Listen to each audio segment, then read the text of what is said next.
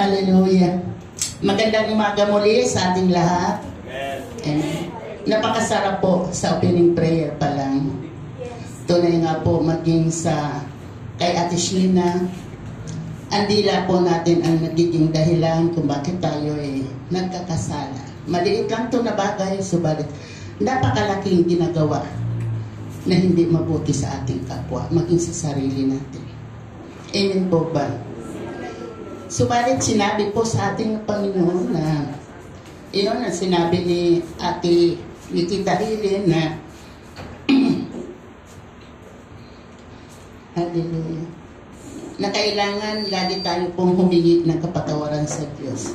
Ang higit sa lahat na makita sa atin ng Panginoon yung ating pananampalataya. Ito po yung topic natin sa devotion po sa Hebreo 11.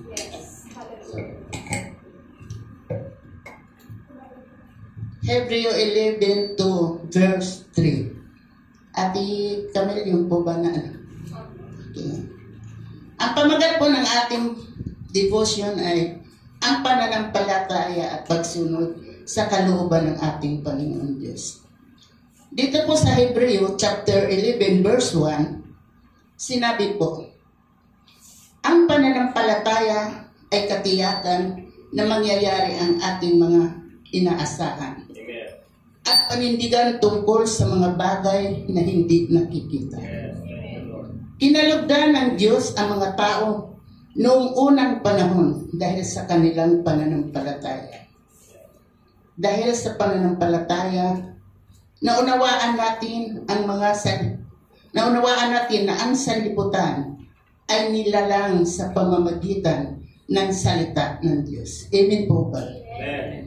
Amen, Lord. Hallelujah. At ang mga bagay na nakikita ay ginawa mula sa hindi nakikita. Amen po. Malinaw po, di po ba? Tayo po nanampalataya tayo kahit hindi po natin alam ang katiyakan. Subalit, dahil mayroon po tayong pananampalataya at nagtitiwala tayo sa salita ng Diyos, makikita natin yung mga bagay na kumbaga sa himala na nangyayari sa atin. Yung lalo na po, titingnan po natin ang buhay ni Abel sa verse 4. Dahil sa pananampalataya sa Diyos, si Abel ay nag-aalay ng mas mabuting handog kaysa sa inihandog ni Cain. Ganon din pala tayo, no? Minsan, naghahandog tayo sa Panginoon na mga pagpapaimbabaw. Hindi po natin bago sinisiyasat ang ating mga puso kung itong hinandog ko ay kalugod-lugod sa Diyos. O yung si Cain, kumbaga nagbigay siya ng handog na ayon sa kanyang puso. Nanggaling mismo sa puso niya. Dahil yung kanyang isa ditong kapatid na si Cain, anong hinandog niya? Hindi nalugod ang Panginoon. Bakit? Nakita yung pagmamayabang niya na hindi maganda ang kanyang puso. Hindi siya kinalugdan ng Diyos. Subalit si Abel, ano nangyari? Nandoon yung pananampalataya talaga niya sa Diyos. At pagsunod sa kalooban ng Panginoon. Tunay nga po ang umiiral po dito sa ating pinag-usapan sa devotion na to, tungkol po sa pananampalataya. Sa Hebreo 11 na to, binasa ko po ito ng buong chapter at alam ko, naniniwala po ako na lahat po nito ay nakakabasa. Pag ating pong pagbulay-bulayan, titignan natin, halos dito nakasulat tungkol po sa pananampalataya. Bakit ito po ang ibinigay sa akin ng Diyos? Dahil po marami ngayon na mga mananampalataya na nakakaranas ng mga pagtitiis, pagsubok sa buhay. Pero ang gusto ng Diyos, panghawakan natin yung pananampalataya na ibinigay niya sa atin. Amen po ba? Ito yung po ang gusto ng Panginoon ay pamuhay natin. Dumaan man tayo ng mga pagsubok, hindi pagkakaunawaan. Pero ang higit sa lahat, yung pangako ng Panginoon, na hindi ko kayo iiwan, hindi ko kayo pababayaan. Katulad po sa ginawa niya kay Enoch.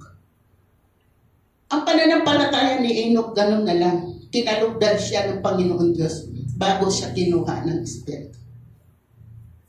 Di po manakahanga-hanga kamangha-manga. Ang ginamit dito sa Book of Hebrew chapter 11, lahat ang mga karakter dito, karakter ng unang panahon. Dahil gusto ng Panginoon Diyos na tularan natin sila. Dahil lang sa pananampalataya. Kung gaano sila nagtiis, kung gaano sila naging matapat at sumunod sa kalooban ng Panginoon. Ito po ang katanungan para sa akin. Nangyayari po ba sa atin to? Na hanggang ngayon ang ating pananampalataya, baka dumating lang yung kunting hangin, natatangay na tayo. Ako, aminado ako. Sinabi ko sa Panginoon kanina, huminga ako ng tawag. Lord, sorry po, patawarin mo ako. Subalit dahil kalooban mo na ako tatayo sa devotion, ayusin mo ang puso. Ayusin mo po, Panginoon. Hindi po ako haharap, Panginoon Diyos, na mag-share ng salita mo tungkol sa pananampalataya kung may nakikita kang dumi o hindi ka lugod-lugod sa iyo. Talagang aminado ako. Talaga ang kaaway nandyan lagi. Subalit, pinanindigan ko yun ang aking pananampalataya. Katulad po na ni Noe. Titignan po natin dito si Noe. Anong nangyari po sa kanya sa verse ati kami, hindi ko po ito na basagihan ko lang po. Dahil sa pananampalataya ni Noe, ang babala ng Diyos tungkol sa mga bagay na mangyayari, ngunit hindi pa niya nakikita. Di po ba? 7 po yun. Hindi po ba na ang lahat ng tao, bakit hindi po sila nanampalataya dahil hindi nila nakikita? Bakit ito si Noe? Pinagawa ano yung inutos ng Panginoon, ano yung command sa kanya na ito Noe gawin mo para sa kaligtasan ng mga tao. Sinunod niya ang kalooban ng Diyos kung ano yung itinuro sa kanya. Wala siyang atubili na ginawa niya ito. Pero anong ginawa ng mga tao? Pinagtatawanan siya. Sinasabi na sisiraan siya ng ulo. Pero na dahil nandun kalugod-lugod siya sa Panginoon, ginawa niya hanggang sa dumating na maraming taon. Nung dumating ang takdang oras na sinabi ng Panginoon, marami po ang nawala. Nagunaw ang mundo sa pamamagitan ng tubig. Nakaligtas lamang ang pamilya ni Noe dahil sa kanyang pananampalataya. Amen po ba? Dito po sa Hallelujah, Jesus. Dahil po sa pananampalataya ni Noe, naging matagumpay sila. Nandoon yung kaligtasan nila. Ganon din po tayo. Anumang bagyo o uno sa buhay natin, anumang problema, tagtarin man tayo ng kaaway, ang nais lang ng Panginoon, mananatili tayong tapat at tayuan natin ang ating pananampalataya. Iyon po ang gusto ng Panginoon Diyos makita sa atin. Paano po natin makakamtan ang pangako ng Panginoon kung tayo po katulad ng alaw na pag tinulak pa, baybay, paghila pa, ganon din tayo. Nagiging tayong balimbing sa harap ng Panginoon. Yes, amen po ba? Kailangan kung tayo po ay tinanggap natin ng buong puso, inalay natin sa Panginoon Diyos ang ating puso. Ito po yung importante, yung alay na ibibigay natin sa Panginoon, yung ating puso. Hindi po yung mga material na bagay o financial, sapagkat yan ay nanggaling lahat yan sa Panginoon. Ang kailangan po sa atin yung pananampalataya natin. Na ito po yung maibahagi natin sa ating mga mahal sa buhay. Na makita sa atin kung paano tayo namuhay at tumayo nang kasama natin ang Panginoon Diyos. Amen po ba? Tingnan po natin sa buhay ni Abraham. Hallelujah, Jesus. Si Abraham nagkaroon ng pananampalataya. Siya po ay binigyan, sinabi ng Diyos Ama, na may kakayanan ka na magiging ama sa ano po?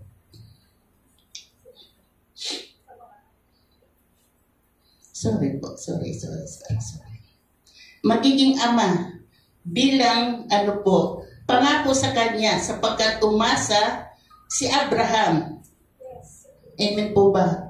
Kumbaga sa hindi man niya nakikita, umasa siya dahil nandoon yung pananampalataya niya na siya ay magiging isang ama sa buong mundo, na magiging katulad ng buhangin ang dami ng kanyang mga anak.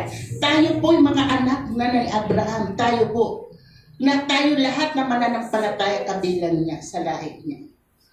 Amen po ba? Kaya napakahirap po. Sabi ko nga, Lord, mahirap po sundin. Mahirap talaga kung yun ang pipiliin natin na mahirap. Pero kung sabihin natin sa Lord, Lord, madali lang dahil nandiyan ka para sa atin. Amen. Amen po ba? Napakahirap po talaga, maski ako, aminado ako. Dahil hindi ko nagagawa ang gusto ko.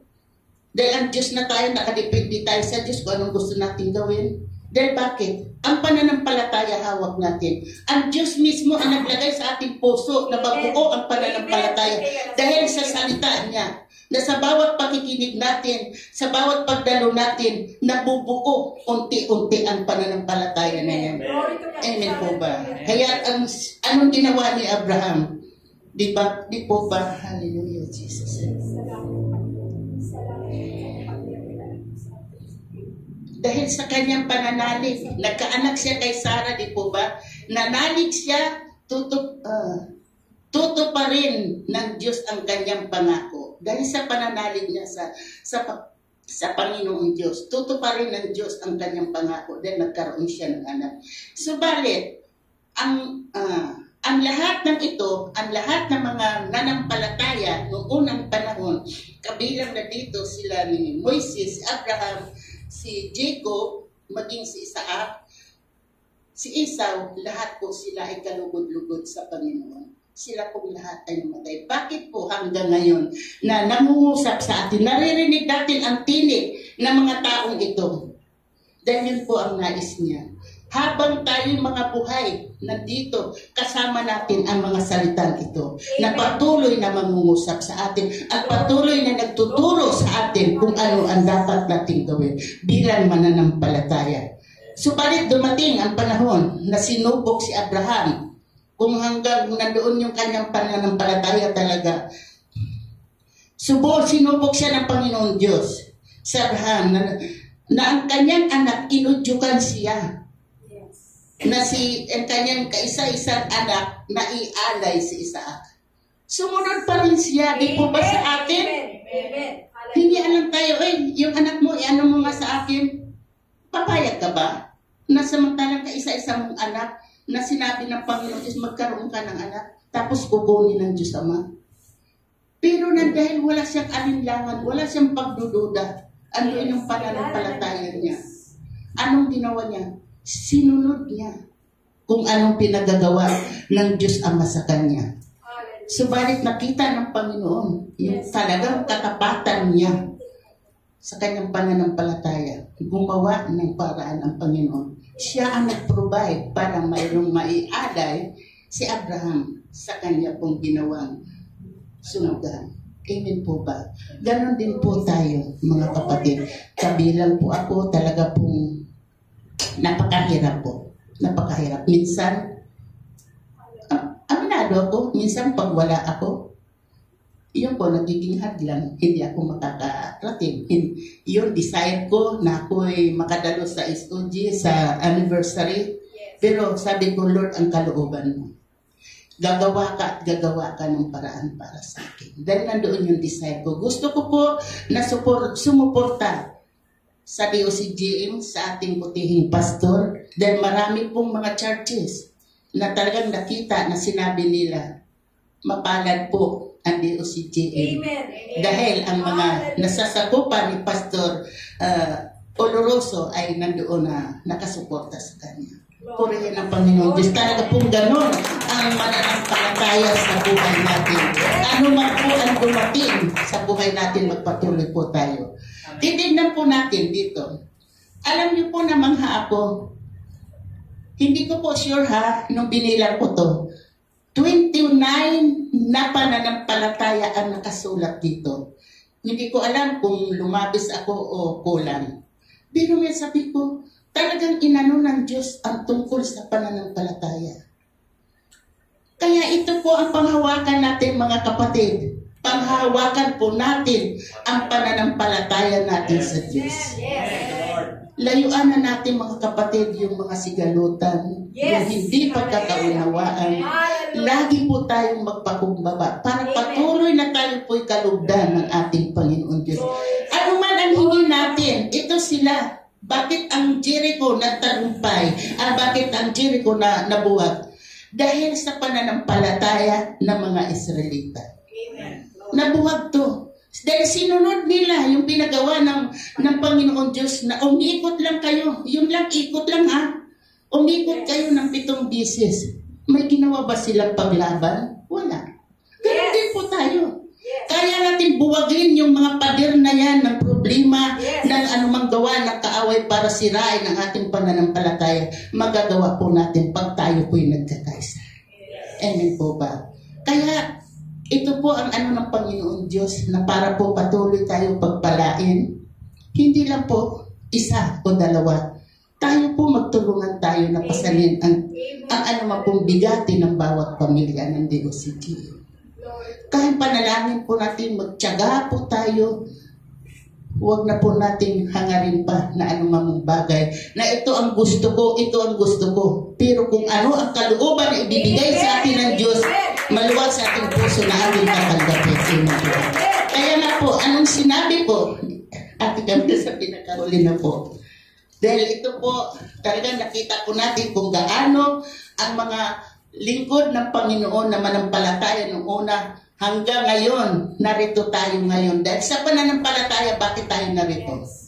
Bakit tayo makikinig ng salita ng Diyos? Dahil mayroon po tayong pananampalataya sa Panginoon. Amen. At yung inaasahan natin na hindi natin nakikita ang mangyayari po. Una, pagpapalain ang DOCG. Amen. Sinabi nga po dito sa Matthew 6:33, ngunit higit sa lahat, bigyan halaga ninyo ang pagharian ng Diyos at ipamuhay ng ayon sa kanyang kalooban at ibibigay niya sa inyo ang lahat ng mga bagay na ito. Maniniwala po ba tayo na kayang-kaya ng Panginoon Diyos na ibigay ang anumang pangangailangan natin kung tayo po'y susunod at dapat na sumusunod sa Kanya? Naniniwala po ba tayo? Amen. Ako po, naniniwala ko. Kahit po ang buhay namin, hindi ko po ikinahiya sa inyo kung ano nangyari sa aking pamilya. Pero mayroon po akong pananampalataya na ang Diyos ang siyang mag-aayos at magbabago sa aking pamilya. Hindi po ako. Ang tungkulin ko po, ang ilapit sila, ipanalangin, nakasama ko ang banal na Espiritu Santo na siya po magbabago sa kanila. Amen po ba? Purihin po ang salita ng Diyos, pagpalain po ang bawat isa sa atin. Thank you.